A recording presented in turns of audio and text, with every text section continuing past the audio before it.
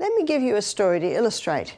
We had a lady, she was coming to do our program, this is a few years ago now. She rang up Saturday night and she said, I'm very worried about coming to your retreat. I said, why is that? She said, well, I'm about to go on dialysis. I'm 57, my legs are swollen, and I'm worried if when I come to your retreat and go through the detox, I'll get worse. Hello, my dear listeners. Barbara O'Neill here, and today I want to share something that could truly change your life. Did you know that what you eat not only impacts how you feel, but also how you look and how you age? Yes, the secret to youthful energy and a disease-free life is right on your plate. In this episode, we'll uncover the foods speeding up aging, affecting your body's delicate balance, and how simple changes can help you maintain health, vitality, and glowing skin. Let's get started. As a thank you for joining me today, we're giving away 100 free copies of my best-selling book to our subscribers. So if you haven't yet, hit subscribe, like this video, and comment why you want to win. Now let's get started. I'm going to come at what is the best food to eat from the pH balance. pH means potential hydrogen. And when you dissolve acid in a solution, it gives off hydrogen ions. When you dissolve alkaline in solution, it gives off hydroxy ions. So the pH scale is potential hydrogen, potential hydroxy. So I'll do it in everyday language now. It's the acid-alkaline balance. So up one end, we have acid, and up the other end of the acid-alkaline scale, we have alkaline. And in the middle, we've got neutral. Neutral is neither acid nor alkaline. So the acid scale, it's 0, alkaline, it's 14, and in the middle, 7 is neutral. Blood has a reading on the pH scale, and blood's reading on the pH scale is between 7.35 and 7.4. It will always be within that range. If blood pH does go up to 8, that person will go into a coma and die of alkalosis. If blood pH drops down to 7.22, that person will go into a coma and die of acidosis. So there cannot be much variation there, and we don't need to worry about the pH of our blood because there are two organs that are constantly keeping it within that range. One is your lungs, and this explains why you start breathing very deeply when you exercise. We don't choose to breathe deeply, do we? But when we're getting to the top of that hill, you're starting to breathe very deeply, especially if you run up the hill. Well, why does that happen? Well, the cells need more oxygen. Remember, more oxygen gives you a better delivery of fuel. Plus, as the oxygen and the glucose are being burnt, they're giving off carbon dioxide. Excuse me. They're giving off carbon dioxide, and that has to be got rid of. Because if it doesn't, the carbon dioxide builds up in the blood, and that creates a more acid environment. So that is why we start breathing deeply. So deep breathing helps to keep the balance of the pH in the blood as it should be. The other organ is your kidneys. Your kidneys do this in a fascinating way. Proverbs 14 verse 6 states, knowledge is easy to him that understands. Let's go to the smallest unit in the kidney, which is a little nephron. It's a little filtering unit. It's called the Bowman's capsule, and out of the Bowman's capsule, the filtrate comes out. And then the filtrate weaves around these tubules and is eliminated via the bladder. So what happens with these little filtering units is the blood comes in, weaves around the filtering units, and then the blood weaves around the tubules. So let me show you where in the kidneys are these little filtering units. So the medulla is the middle part, the cortex is the outside, and all the little filtering units basically sit on the outside, and then the tubules weave down like this, then into the ureter, into the bladder, and out via the urethra comes the urine. So why am I talking about the kidneys with pH? Let's say the pH of the blood is getting too acid. Well, it's in this area of the blood going through the tubules that the pH is tested.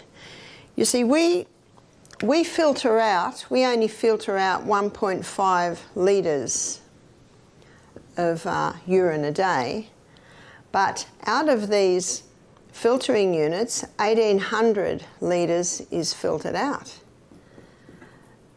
So where does that go? There's a reabsorption here. And it's in the reabsorption area that pH is being monitored. So let's say the pH of the blood is getting too acid, and we'll look at why that is in a moment. Then extra acid is dropped into the tubules to be urinated out. But let's say the pH of the blood is going too alkaline. Well, it is here that extra acid is pulled back out of the tubules and into the blood. So that is how the kidneys are constantly monitoring and balancing, if necessary, the pH of the blood. I'm going to explain something fascinating about your body, the acid-alkaline balance. Your blood has a specific pH range, and even slight imbalances can lead to major health issues, from premature aging to chronic diseases. Your lungs and kidneys work tirelessly to maintain this balance, but the foods you eat play a critical role. We'll discuss how avoiding overly acidic foods can reduce inflammation, improve your skin, and even help you avoid life-threatening conditions. Let me give you a story to illustrate. We had a lady, she was coming to do our programs a few years ago now. She rang up Saturday night and she said, "I'm very worried about coming to your retreat." I said, "Why is that?" She said, "Well, I'm about to go on dialysis. I'm 57, my legs are swollen, and I'm worried if when I come to your retreat and go through the detox, I'll get worse. Do you have a doctor there?" I said, "We don't, but we will keep a close eye on you. We can adjust as we go, and there is a hospital an hour away if you need that." And if someone would say to my husband, "Do you have a doctor there at your retreat?" you know what his answer is? "No, and we don't want one." You see, we're not doctors. We're just lifestyle coaches, teaching people how to be their own doctors. Yes, go to your doctor. Yes, go to your specialist and see what he says. And what can you do with his advice? You can take it or leave it. That's why God's given us this sound mind to consider these things. I said, we'll closely monitor you. The lady who rang me Saturday night, she said, "Oh, all right." Never had anyone come reluctantly to our health retreat before. I found out why later. Her mother and her sister had paid for her and were pushing her to go. So she came. Early that morning, I was praying. I said, "Father in heaven, what do I do with this lady? She's about to go on dialysis." And then God put into my mind a few things. Remember that early morning? My celery was going to seed. Did you know that celery is an excellent kidney herb? My parsley was going to seed. Did you know that parsley is an excellent kidney herb? Couch grass is all through my yard and trying to get into my garden. I'm always pulling it out. Another kidney herb. So I gathered all of this, and what I did was I made her up a litre or a quart of tea every day with the celery seed. I just put the tops in. And I put some ginger in there to make it taste a little bit better so it didn't taste like grass. As I'm consulting with this lady, I discovered that she only drinks 2, maybe 3 glasses of water a day. She would say, "Look at my legs. There's too much water in my body now." Can you see that reasoning? It's because she's dehydrated that the body is actually unable to handle that water. So what happens in this reabsorption here is not only pH is balanced, but so is sodium and water levels in the body. So when that goes down, can you see why the legs swell? Her blood pressure was high. Blood pressure is also monitored here. She was having 3 cups of coffee a day. She's a nurse, and nurses drink a lot of coffee as a rule. Coffee dehydrates you even more. I discovered she had a gluten intolerance. And because she was a nurse eating a lot of fast food, with lots of cookies and sandwiches on the run, she also had a hormonal imbalance.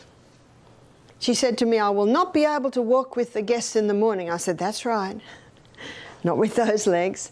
But what I'd like you to do is I'd like to get on the little rebounder for 1 minute every hour, just doing this, just this." That's called the health bounce. Anyone can do that. And that will stimulate the lymphatic system to start dispersing the fluid in the legs. I said, "I want you to drink 1 litre of water a day and 1 litre of this tea." And that was far more than she was usually drinking. But I said, "You are never to drink a whole glass at once. You have to drink it little by little by little by little." And the kidneys can cope a lot better with that. So Monday morning, she did not walk with the guests. Tuesday morning, she walked with the guests. Her legs had gone down by half. She was so excited. She hadn't seen them like that for weeks. She was a very happy lady when she went home. We wrote a program for her to continue. She emailed me 3 months later. She said, "I don't have to go on dialysis." Isn't that incredible? I was talking to a nurse. She said, "I've never heard such a thing." Who healed her? The body. Nature alone is the effective healer, and how much better can it perform its task when given the right conditions? She said, "I've had a liver function test, and my liver function, the test is the best it's been for years." She said, "My inflammatory markers have come back to normal." She said, "I feel better than I have felt for 10 years. I'm going back to full-time work. I've lost 10 kilos, that would be 20 pounds in weight. This is in 3 months." She was an excited lady. In fact, her mother and her sister say that she thanks them every day. But when she was coming in the first day, she was not thanking them. She was saying, "Why have I done this?" So simple, and yet often bypassed. So you can see that the kidneys not only filter the blood, they play an important role in what's called homeostasis, in balancing the body, in balancing the pH, in balancing the sodium and water balance in the body, in balancing blood pressure. I don't think you'll ever look at your kidneys the same again, will you? So you can see why the kidneys are the other organ that help to balance the pH. Even though the blood cannot change, the pH of the cell can. The pH of the cell should be approximately 6.5. That's very slightly acid, and there is a reason for that. The most acidic substance is sulfuric acid, and sulfuric acid travels at the speed of light. The most alkaline mineral is calcium, and on the scale of speed, calcium doesn't even move. The hydroponic gardener, he's always testing the pH of the water that his plants grow in, because if the water goes too acid, the roots burn. If the water goes too alkaline, he doesn't get the speed of uptake of minerals out of the water and into the plant. So you can see that very slightly acid is important for the speed of all those little chemical reactions that are, millions of them are happening right now. Have you ever had a swimming pool? You have to test the pH every morning, because if the water goes too acid, the pipes corrode. If the water goes too alkaline, algae grows on the pipes. So just as for the hydroponic gardener, and just as for the swimming pool, the pH of the human body is important, because at different pHs, diseases grow. And at different pHs, it's very hard for disease to grow. So let's have a look at that. 2.6. This is where Coca-Cola sits. It's a killer. It's toxic. I was in the Fiji Islands and I was lecturing to some school children there. This is about 10 years ago. And the principal of the school said, "I know the Coca-Cola factory." And he said, "And I know they clean their machinery with the Coca-Cola." Bit scary, isn't it? Let me share a story of a woman who was on the brink of kidney failure. By changing her diet, she not only reversed her condition, but also looked and felt years younger. Foods like caffeine, fast foods, and dehydration can wreak havoc on your kidneys, causing bloating, wrinkles, and fatigue. I'll guide you through what to avoid and the herbal remedies that can heal and rejuvenate your body from the inside out. But in a cellular pH of 5.5, this is where disease thrives, especially yeasts, funguses, and cancer. I have a lot of books in my library at home from doctors, professors, scientists, naturopaths, naturopathic doctors who are having success helping their patients to conquer cancer. And so I read them all, and I want to find the three common denominators. Cancer loves acid. Cancer also loves no oxygen. So knowing those things, it makes a lot of sense to alkalize the tissues. And even though there's the drop of only 1 point, the drop of 1 point means 60% less oxygen available at the cellular level. The other thing cancer loves is sugar. So these are the three common denominators I find. And so when people come to us wanting help to conquer cancer, you see what we do? We suggest a diet that's highly alkalizing. We suggest ways to oxygenate the body. In fact, some health retreats have hyperbaric chambers. Have you heard of those? We have one, and it puts oxygen in under pressure. And we also greatly eliminate the glucose, the sugars going into the body. Now, we have had a few people come to our retreat that have had bone spurs. Do you ever wonder where the bone spur comes from? So there's a bone spur on the wrist. You go to the doctor, he'll say, and you'll say, what is that? He'll say, it's a bone spur. And then you'll say, but why is it on my bone and not in my bone? Because it's a calcium deposit, and he'll acknowledge that. And often the answer is, we don't know. But I'm about to show you why that calcium deposit goes on the bone and not in the bone. Let's say we meet someone who's breaking every law. They're breathing in bad air, they never go in the sunshine, they're living on the stimulants, which are all acid, they go to bed too late, they never exercise, don't have time, they're on the high-carb diet. Remember that diet we had there the other day? All acid-forming foods. They don't drink water because they don't like the taste. I've never had a cow not like the taste. Never had a horse not like the taste. Why would humans not like the taste? Because they've tasted sweet other things. Isn't that true? In fact, Joshua was saying, I think, introduce your children to vegetables and they'll eat vegetables. But if you introduce them to cakes and pastries and cookies, they're not going to eat their vegetables. It's exactly the same with water. Stress, worry, anxiety. Now this creates a very acid environment in the body. And the body's quickly trying to deal with that. And the blood pH is getting a little acid. It's going up to, what's going down, 7.35, 34, 33, we're dropping. And remember, down to 7.22 is death. So very quickly, the last resort buffer system is called on. Calcium, the most alkaline minerals pulled out of the bones in a form of calcium phosphate, comes into the blood, immediately helps to bring the balance back. 7.34, 35, we're safe. But now at a cost. Acid-forming foods like processed meats, refined sugar, and even hybridized wheat are silently aging your body. Did you know that cancer cells thrive in acidic environments? By avoiding these culprits and replacing them with alkalizing foods, like leafy greens and lemons, you can create a body where diseases struggle to survive. Let's explore the science behind these choices and how they directly impact your energy and appearance. The lemon is high in the alkaline minerals, which is sodium and potassium, calcium, magnesium and iron. These are the alkaline minerals, and the lemon is high in the alkaline minerals. Don't you love the lemon? Every home should have a lemon tree. And if you're in a unit, you can have a lemon tree in a pot on your veranda.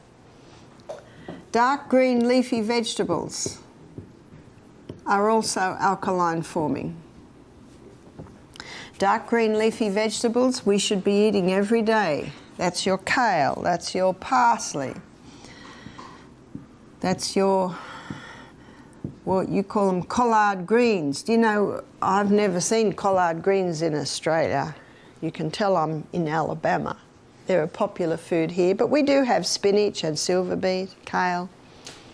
We should be eating something from the dark green family of vegetables every single day. And if you don't, you really should have a dose of green barley or super greens.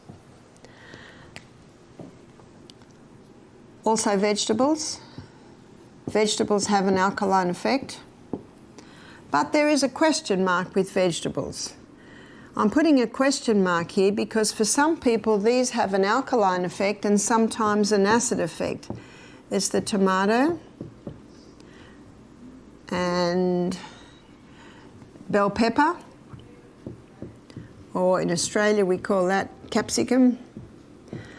Also eggplant, and some countries call this aubergine. And last is the potato. Now this is not the sweet potato. The sweet potato is actually not a potato. The sweet potato is a yam. I'm referring to the English potato or the Irish potato. This is the nightshade group of vegetables, and for some people they have an acid effect, and for some people they have an alkaline effect. Let me tell you what I have found with me. My mother died at 51, a cripple in a wheelchair with rheumatoid arthritis. I have strong inherited genes to that way. And my body says to me, a little tomato now and then. My body says to me, don't even touch the bell pepper. What happens if I touch it? Oh, it repeats on me all afternoon and my energy just goes. So I say, I'm hearing your body and I don't eat it. The eggplant, I have a little eggplant now and then, maybe twice a month. Potato, my husband's an Irishman. Potatoes must be in every main meal, so I have it probably most days. That's what my body tells me. I don't know what your body will tell you. Now, I could have 10 professors in front of me saying, this is ridiculous, Barbara. The bell pepper is a very good vegetable. It is high in antioxidants and vitamin C's. You should be eating it. Who am I going to listen to? I've got to live in this body. That's why the fine-tuning is yours. No man on the planet can tell you the fine-tuning. Only your body can. We had one lady who conquered her arthritis. Isn't that good news? Yeah. She conquered her arthritis by stopping the nightshades. It appears if you have an inflammatory condition in the body, the nightshades will feed that inflammation. She conquered her arthritis. She was in her 70s. Even her swollen joints came down. Isn't that good news? She said to me, do you think I could start eating that now? I said, you could try. Your body will quickly tell you. She told me later that her body lets her have half a tomato every second day. Her body does not let her have the bell pepper. Her body lets her have a little eggplant now and then, and she has potato a couple of times a week. She said, my body's happy with that. One lady said to me, I can have the green bell pepper but not the red. Another lady said, well, I can have the red and not the green. Another lady said, I can have the raw and not the cooked. And another lady said, well, I can have the cooked and not the raw.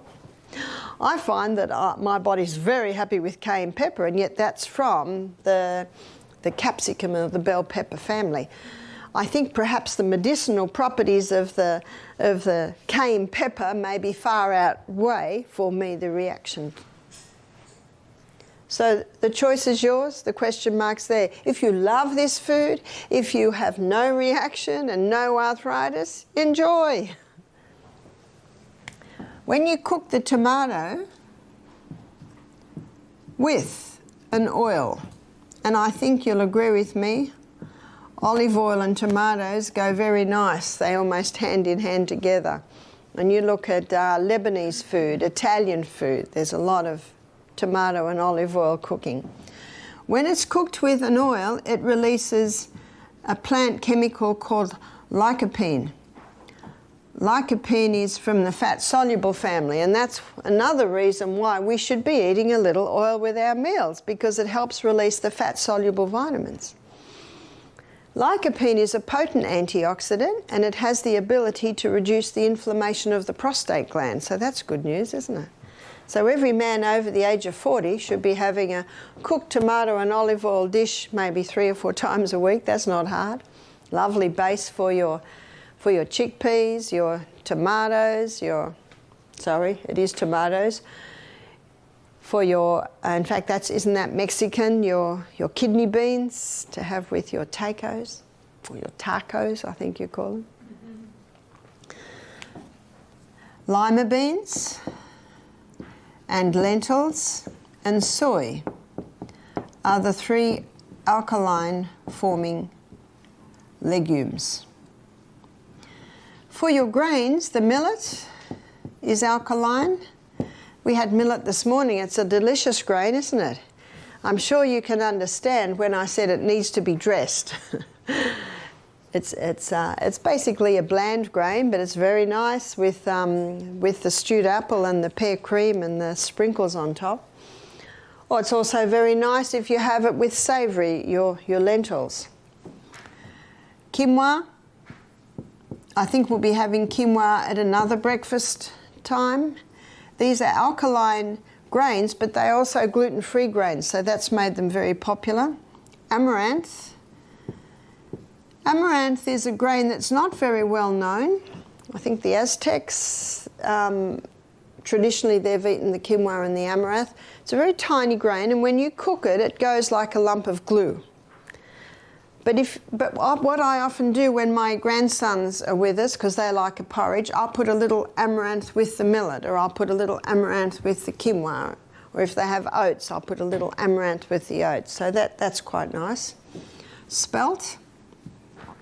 Spelt and kamut are wild hybrids of the original wheat. So let me give you the wheat story. The original wheat that God made is called Enkenhorn, or some call it just Enkhorn. And that original wheat had a very fragile protein or gluten structure. It is not sure when, but they estimate a couple of 1,000 years ago, Enkenhorn did a wild hybrid with a field grass and came up with the Emma strain of wheat. Its structure, its protein or gluten structure is not as fragile, but it's still fairly fragile. And in the 1950s, it was the Emma strain of wheat that was put through intensive crossbreeding, and it came up with the hybridized wheat that we know today. That hybridization of the wheat created an incredibly complex gluten or protein structure. Some foods like tomatoes, bell peppers and eggplants have a questionable effect on your health. For those prone to inflammation, these nightshades can accelerate aging and joint issues. I've seen people transform their lives simply by listening to their bodies and adjusting their diet. Let me help you discover which foods are best suited for you to maintain vibrant, youthful health. Let's have a look at acid-forming foods now. These acid-forming foods are high in the acid-forming minerals, which is phosphorus, sulfur, and chlorine.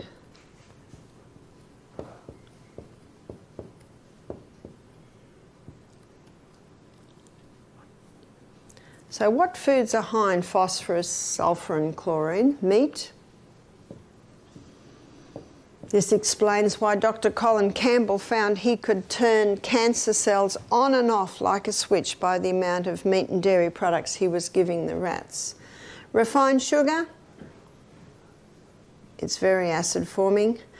The hybridized wheat, the hybridization of the wheat created a lot more of the acid forming minerals.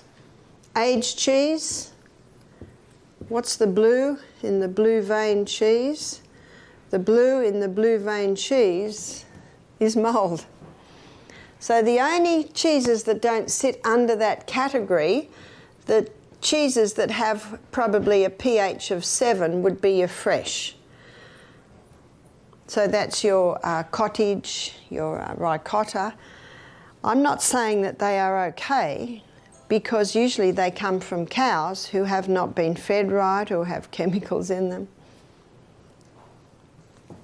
But on the pH scale, they're not as acid. Caffeine, all your caffeine foods and drinks have an acid effect. And of course, caffeine usually comes hand in hand with the sugar, which certainly ups it. And remember our 2.6 Coca-Cola, that's a combination of the caffeine and the sugar. Did you know that Coca-Cola is called Coca-Cola? Because I think it was in the early part of the 20th century, they put cocaine in it. And then they went over to caffeine, which is just as dangerous. Alcohol is not a food, but it creates an acid environment in the body. Tobacco is not a food, but it also creates an acid environment in the body. Acid-forming foods like processed meats, refined sugar, and even hybridized wheat are silently aging your body. Did you know that cancer cells thrive in acidic environments? By avoiding these culprits and replacing them with alkalizing foods, like leafy greens and lemons, you can create a body where diseases struggle to survive. Let's explore the science behind these choices and how they directly impact your energy and appearance.